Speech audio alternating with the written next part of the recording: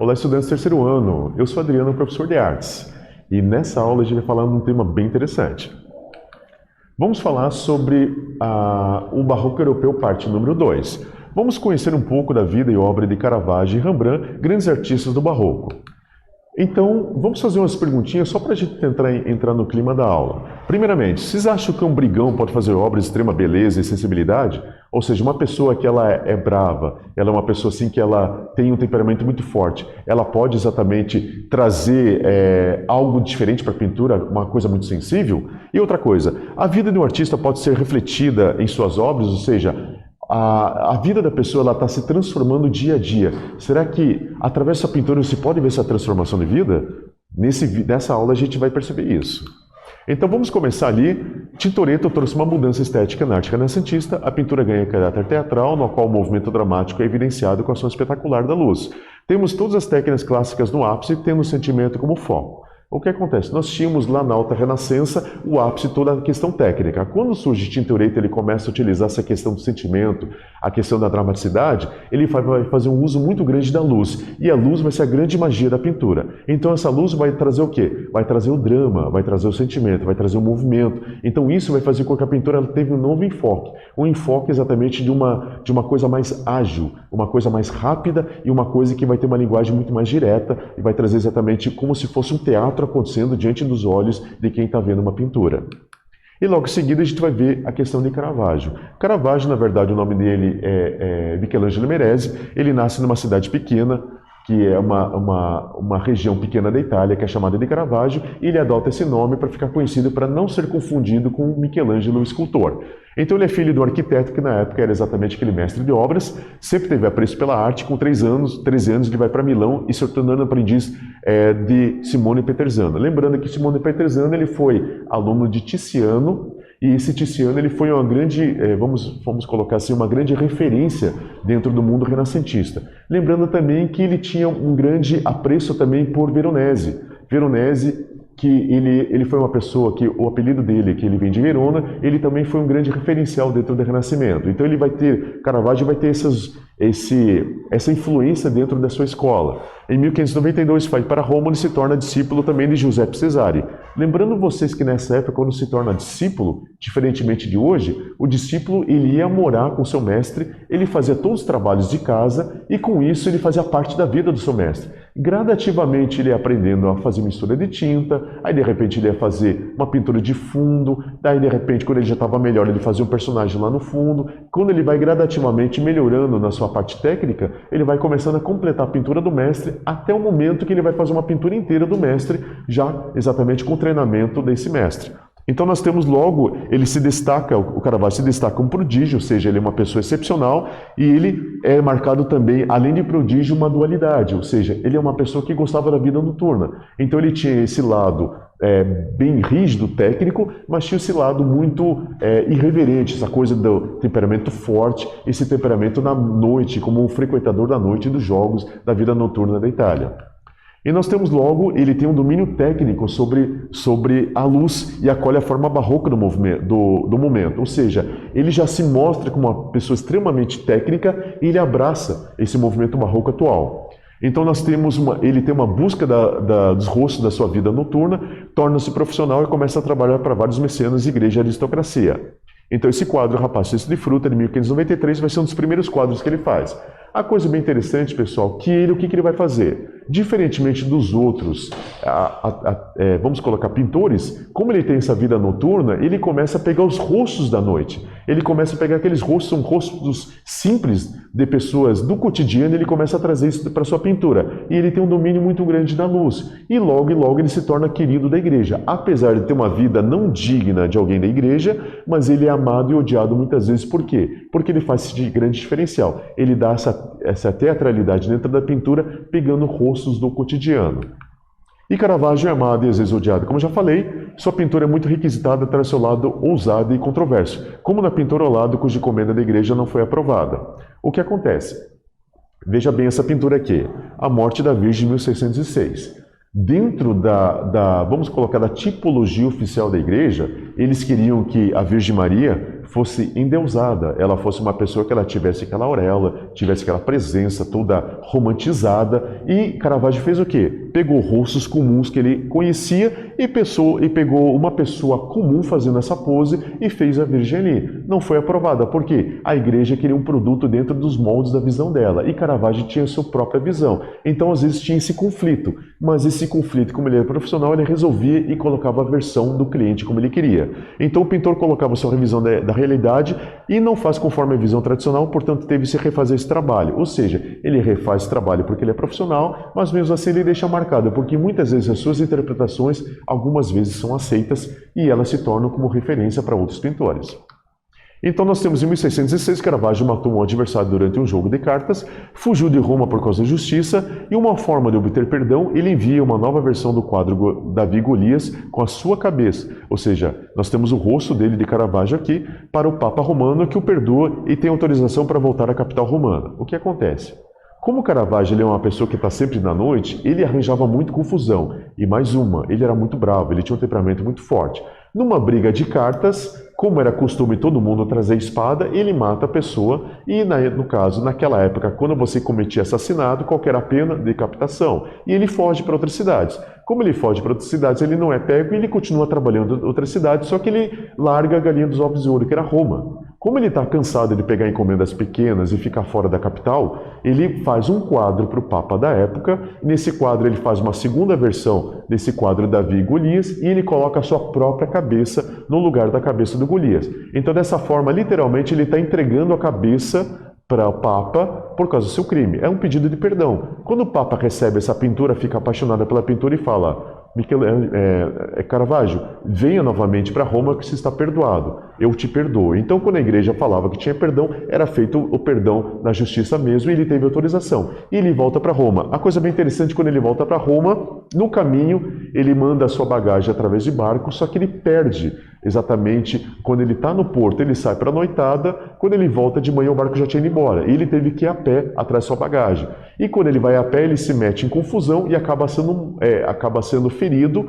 Algumas pessoas dizem que foi um atentado, não se sabe, não tem fontes muito confiáveis, mas ele acaba morrendo no deslocamento. Então ele teve um período de carreira muito curto, em torno de mais ou menos 10 anos de carreira, ele fez uma imensidão de obras e se tornaram referência dentro do barroco para vários outros pintores. Ok? Agora, só para a gente mais ou menos fixar que a gente viu, fazer uma perguntinha para vocês. Cite a forma que Caravaggio pede perdão para o Papa por causa do seu crime. De que forma ele pede perdão para o Papa e o que ele envia como um pedido de perdão? Responde para mim, eu fico aguardando vocês. Até daqui a pouquinho.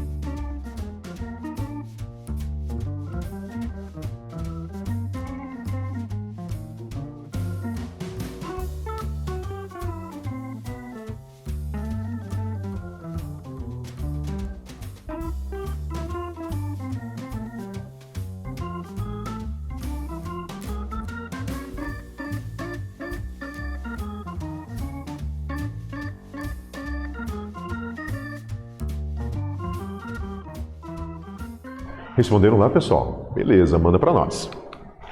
Pessoal, nós vimos então a primeira pessoa que ela simboliza exatamente o barroco italiano, aquele barroco que vai se, vamos falar que é o berço do barroco. Mas nós temos agora um desdobramento lá na Holanda, que seria os pintores do norte, por isso que eu pego ele como referencial. Nós vamos falar de Rembrandt. Então, Rembrandt Harms van Rijn nasceu em 1606, falece em 1669, nasceu em Leiden, na Holanda, filho de um dono de moinho, desde cedo amava a arte. Foi à Universidade de Leiden por 9 meses com dificuldade, logo após seu curto período se tornou aprendiz de Jacob Isaacs van Wesenberg, famoso pintor de cenas históricas em Leiden. Agora lembrando vocês que nós tínhamos passado por uma reforma protestante, e isso deu uma grande virada na arte em toda a Europa. Então, como a Alemanha, por exemplo, não existia mais mercado para os pintores, a Holanda começou a ter um mercado muito difícil. Então a pessoa não tinha mais chance de fazer muita coisa religiosa, então os pintores tiveram que se reinventar e começaram a fazer muitos retratos. E, no caso, o Rembrandt vai ser uma dessas pessoas que vão pegar esse caminho diferente, que é exatamente o barroco do norte que a gente conhece hoje na história. Então ele é um filho de pessoa de moinho, ele é uma pessoa humilde, tenta entrar na faculdade de arte, só permanece muito pouco tempo porque não tem dinheiro, ele acaba se tornando, no caso, aprendiz de Jacob Isaacs, que é exatamente um pintor de grandes cenas históricas. Lembrando vocês que, como era uma pintora diferente da Itália, as cenas históricas elas ganham grande mercado naquela época, porque vários mecenas eles querem ter fatos da história em seus escritórios, em suas casas. E ele se torna referência para Rembrandt. Em 1623, ele vai para Amsterdã para estudar com Pedro Lestmann, sendo crucial na sua carreira. Em 1627, vai para Leiden e abre seu próprio ateliê. Em 1631, após a morte do pai, se instala em Amsterdã e se torna pintor notório. O que acontece? Nós temos até, inclusive, retrato de Nicolas Rutz, que era um comerciário da época, que era, no caso, um burguês, 1631. Então, o que a gente está acontecendo nesse momento? O Rembrandt ele começa a crescer dentro da pintura e ele vai estudar com Peter Lestmann. Por que Peter Lestmann é crucial na carreira de Rembrandt? Rembrandt nunca foi à Itália. E Lestmann ele foi à Itália e conheceu Caravaggio. Então ele teve uma forte influência de Caravaggio. Então, na verdade, Rembrandt ele acaba sendo fã de Caravaggio indiretamente, porque através de Lestmann ele tem toda essa influência e ele começa a adotar essa coisa do claro e escuro dentro dessa pintura e ele começa a abraçar exatamente essa questão vamos colocar, do barroco. Então ele faz a sua versão do barroco e começa a trabalhar muito com a questão de claro e escuro e começa a trazer muita questão de sentimento dentro da sua pintura. Então nós vemos que logo em seguida, em 1631, após a morte do pai, ele sai de Leiden, que ele já tinha seu estúdio como profissional, ele vai para a capital da Holanda e lá ele começa a destacar exatamente para trazer aquele traço de Caravaggio, aquela coisa do barroco italiano, ele traz para a Holanda e se torna muito famoso. E agora em Amsterdã ele já é pintor famoso e ele faz retrato de aristocratas ricos burgueses. Devido à reforma protestante, a igreja não faz mais uso de pintores e ornamentação em seus templos. Como eu falei para vocês, agora a igreja ela não está mais tão ávida como mecena. Ela vai pedir uma coisa ou outra, mas muito difícil ter uma encomenda de igreja. Por quê? Agora os templos, principalmente os templos protestantes, eles não têm mais aquela coisa da suntuosidade, não tem aquela coisa da grandiosidade italiana dos templos. Ali nós temos templos simples, humildes, e a retratação de pessoas não é feita, então não tem a concepção de santos. Mas agora os aristocratas, eles começam a encomendar exatamente pinturas para fazer exatamente a eternização deles. Eles querem ser conhecidos na eternidade como pessoas que tiveram grande relevância. Tanto é que essa lição na anatomia do Dr. Tulp, o Dr. Tulp ele quis exatamente esse quadro porque ele queria que fosse eternizado como é que era a sua aula. Então uma coisa que antes, no período da Renascença, era uma coisa que não era muito retratada, agora nesse período barroco está sendo retratado na Holanda como uma coisa trivial. Ou seja, as cenas do cotidiano são feitas dentro do barroco. E nós temos no auge de sua carreira, nós já estamos lá em 1634 mais ou menos, o seu ateliê, o ateliê de Rembrandt, um dos maiores da Europa, ou seja, ele se torna famoso dentro da Europa inteira. Não só nós estamos falando de Holanda, mas estamos falando inclusive de Itália, já é lembrado por algumas pessoas que o conheceram. Então, mas com a morte de 3 filhos da sua primeira esposa, Saskia, em 1642, ele se torna uma pessoa reclusa. Nesse mesmo ano, ele pintou o quadro Ronda Noturna, muito famosa, que é para o grupo de arbusaneiros lá da cidade de Amsterdã. O que acontece? Ele está no auge da sua carreira, ele está fazendo muitas pinturas, ele está vendendo muito, só que ele tem uma grande perda. 3 filhos recém-nascidos morrem e ele tem o 3º filho, que foi Tito, sobrevive. E a sua esposa Saskia também morre em 1642. Saskia era filha dos maiores marchands que tinha na Holanda e por isso ele ganhou grande notoriedade. Pelo fato de sua esposa ser famosa, ele também se torna famoso através da sua pintura também. E com isso, ele faz a pintura para a Ronda Noturna, que se torna um marco na sua carreira, mas ele começa a se fechar gradativamente porque isso afeta o seu psicológico, essa perda de todas as pessoas da sua família. Em 1642, Rembrandt teve uma filha sem se casar, que foi um escândalo na época. Ocasionalmente, suas encomendas começam a diminuir, perdeu sua casa e seus bens valiosos por causa de uma ação judicial em 1656, mas continua humildemente trabalhando. Em 1663, morre seu companheiro Heinrich, que foi a pessoa que ele teve a filha fora do casamento. Em 1668, ele falece o seu filho Titus, que foi a pessoa presente nesse retrato de família de 1668. O que acontece? O Rembrandt está passando um controverso na sua vida. Então o que acontece? Ele está lá, uma fase muito difícil, ele está criando seu filho Tito sozinho e ele chama a Heinrich para ser uma pessoa que trabalha na sua casa. E ela tem essa função de cuidar dele e cuidar do seu filho. Ele acaba se apaixonando por ela e com isso ele acaba tendo um filho com ela e ele não era casado. Mesmo ele sendo protestante, a igreja protestante era super rígida, se torna um escândalo. E com esse escândalo ele começa a perder mercado. Com essa perda de mercado ele começa a diminuir as suas rendas e ele tem uma ação judicial que ele participa que ele perde. E com essa perda ele perde sua casa, que era uma casa muito próspera, e ele começa a perder vários bens inclusive obras de arte que ele tinha no seu repertório de bens materiais. E com isso ele cai numa grande depressão. E ele faz esse retrato da família de Titus, que era no caso, seu filho e a viúva que está ao lado, e logo em seguida, um ano depois, ele falece. E isso vai se tornar uma coisa que vai deixar ele muito triste. E de um ano para lá, ele entra na pobreza. Ele se torna uma pessoa extremamente pobre, só tem algumas roupas e alguma coisa de pintura, continua produzindo até o final da vida, mas isso afetou ele, já no final de carreira, já com 60 e poucos anos de idade, e ele falece em 69. Com esse falecimento em 69, logo após a pintura de Titus, ele se torna, no final de sua vida, uma pessoa extremamente sozinha. Então, deixando mais de 300 pinturas entre retratos, cenas mitológicas e religiosas, além de desenhos e pinturas. Ou seja, nós vimos uma pintura alegre do começo de Rembrandt, trazendo muita cor, trazendo muitas coisas boas da vida, a alegria dele de viver, trazendo muitas pinturas que retratam a família dele. A sua primeira esposa foi muitas vezes tema de suas pinturas. Ele teve gradativamente essa perda, ele perdeu sua esposa, perdeu 3 filhos, de repente perde Titus. Quando ele perde seu filho, logo depois o retrato que ele tinha feito da família do próprio filho, ele entra numa grande depressão e em 69 ele morre extremamente pobre. E isso reflete na sua obra, tanto é que o seu último retrato, 69, já parece uma pessoa marcada pela vida, marcada pelo sofrimento, marcada pela pobreza, e ele é considerado hoje na Holanda uma das grandes tesouros da Holanda, o maior pintor holandês que existiu até a época. E ele deixou um repertório enorme de pinturas. Além de ser pintor, ele deixou gravuras e desenhos. Ok?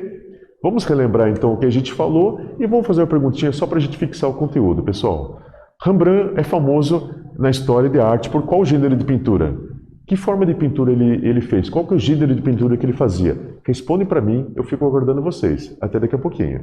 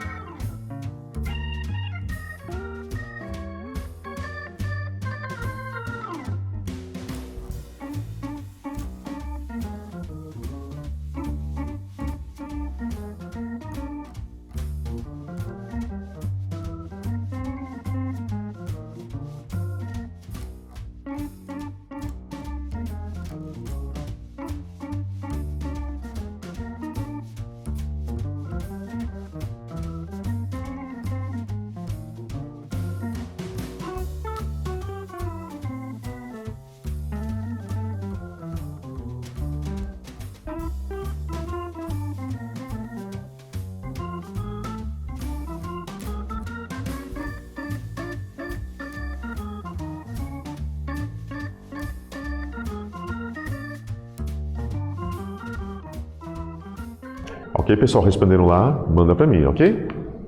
O que a gente viu, pessoal? Nós vimos brevemente a história da obra e vida de Caravaggio e Rembrandt, dois grandes representantes do movimento barroco. Lembrando que barroco significa precioso e nós temos duas escolas. Temos a escola italiana e a escola holandesa de pintura. Então a gente vê a escola tradicional italiana, que é a escola de toda a Itália, que ela foi se propagando, e nós temos a escola do norte, que está na Holanda, que o maior representante deles é Rembrandt. Então Caravaggio tem uma carreira muito curta, muito efervescente, ele tinha uma vida boêmia que marcava muito a vida dele, ele trouxe os rostos comuns para a pintura, e trouxe inusitado, aquela coisa que saía fora do tradicional, mas se tornou referência para todos os pintores dentro do barroco. E nós temos Rembrandt. Rembrandt, claramente, você vê uma pintura dele super brilhante, uma época muito próspera dele, ele vai tendo suas perdas pessoais através de sua vida, ele morre na extrema pobreza, uma pobreza muito triste, ele morre com muito pouca coisa, e nessa vivência da vida dele super alegre, que tinha aquelas cores, a pintura dele vai ficando cada vez mais escura, mais triste, mais enclausurada, e a gente vê um final de vida muito triste, e hoje, até hoje, ele é considerado um grande tesouro da pintura holandesa, grande referencial, e Rembrandt, por muitos, é considerado o maior pintor de todos os tempos, mas ele deixa um legado de mais de 300 obras que marcou também todo o movimento barroco. Ok? Gente, espero que essa aula tenha sido bastante proveitosa, tenhamos aprendido bastante sobre esses dois pintores excepcionais, e nos encontramos na próxima oportunidade. Até! Tchau, tchau!